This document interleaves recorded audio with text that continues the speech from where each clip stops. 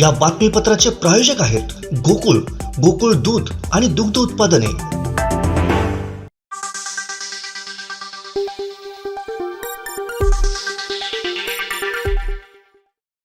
काही वेळा आपण ताजं अन्न खातो तरीही आपल्याला त्रास होतो। ज्या गोष्टी पचायला हलक्या आहेत त्या खाल्ल्यानंही काही वेळा त्रास होतो। मग विचार करा की पचायला जड असणारे पदार्थ शिळे खाल्ले तर किती त्रास होईल। असे शिळे पदार्थ खाऊन आरोग्याच्या समस्याही सुरू होतात आणि तो पदार्थ खायची इच्छाही मरून जाते। तर आता पाहूयात मटण ताजं की शिळं कसं ओळखायचं। नमस्कार, मी जुईली आणि आपण पाहताय कोकण 7 लाईव्हचं बेटर लिव्हिंग।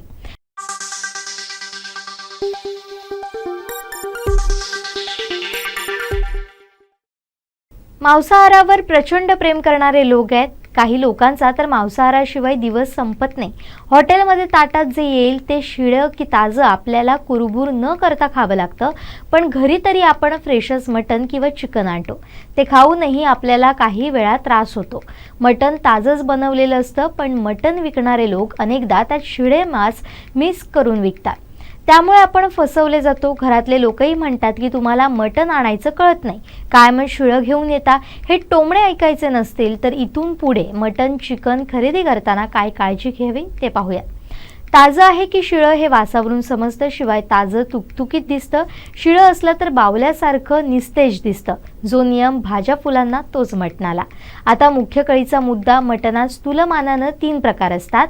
नवशिक्यांसाठी कोवळा लहान बकरा, त्याचे स्नायू लहान असतात, भरीव दिसत नाहीत, साधारण गुलाबी रंग दिसतो, बोटानं दाबल्यास नरम लागतं, हाडं लहान आणि कोवळी दिसतात, हे लवकर शिजतं, चव चांगली लागते। दुसरा प्रकार मध्यम, बकरा वयानं मोठा, हे थोडं जून असतं, स्नायू थोडे भरीव आणि रंग अधिक गडद दिसतो, बोटानं दाबून पाहिल्यास थोडं घट्ट लागतं। तिसरा प्रकार, बकरा थोडा मोठा असतो, हे मटण खाटीक, सहसा हे बोटानं दाबल्यास बरेच घट्ट लागतं, हाडंही मोठी असतात, हे शिजायला बराच वेळ लागतो, नाहीतर चिवट लागतं, चव चांगली असते। जितका बकरा मोठा तितकी चरबी जास्त असण्याची शक्यता असते। बेताच्या चरबीनं मटणाला चव चांगली येते। हल्ली बरेच लोक चरबी खाण्यास भितात। हीच चरबी हॉटेलवाले स्वस्तात घेऊन सुपामध्ये घालतात, आपल्याला ते कळतही नाही। चिकन किंवा मटण ताजं असेल तर त्याचा रंग अगदी गडद असतो, पण शिळ्या चिकन मटणाचा रंग थोडा फिका पडलेला असतो। मांस ताजं असतं तेव्हा त्याचा घाणवास येत नाही, पण शिळं झाल्यावर मांसावर प्रक्रिया होते आणि ते कुजायला लागतं, त्यामुळे त्याचा दुर्गंध येतो। चिकन किंवा मटण फ्रेश आहे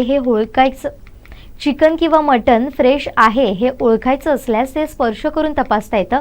खरेदी करण्यापूर्वी त्याला हात लावून पाहावं। चिकन हाताला चिकट लागतं तर ते शिळं आहे असं समजावं, तर उलट ताजं मटण हाताला चिकटत नाही। काही वेळा आपण मटण फ्रेश आहे म्हणून घेऊन येतो आणि ते शिजवतो, त्यावेळी अगदीच शिळं असलेलं मटण शिजायला वेळ लागतो। ते शिजवल्यावरही त्याचा रंग काळपट दिसतो, त्यामुळे अशावेळी समजायचं की मटण खूपच शिळं आहे। मध्यवयीन बकऱ्याचं मटण खाण्यासाठी चांगलं मानलं जातं। कोवळं मटण लगेच शिजतं पण राळं होतं, त्याची हाडं खाता येत नाही। तसंच वयानं जास्त असलेल्या बकऱ्याचं मटण शिजायला वेळ लागतो आणि चवीला फार चांगलं लागत नाही। मटण घेताना हाडे आणि मऊ समप्रमाणात घ्यावं, हाडांमुळे आमटीला चांगली चव येते। मऊ मटण खाण्यात सहसा सगळे आनंदी असतात। मांडीचा थोडा भाग घ्यावा, यात नळी मिळते, काहीच मुलांसाठी चांगली असते, त्यामुळे काहीच हमखास घ्यावं। आता इथंच थांबतोय, पाहत रहा कोकण 7 लाईव्हचं बेटर लिव्हिंग।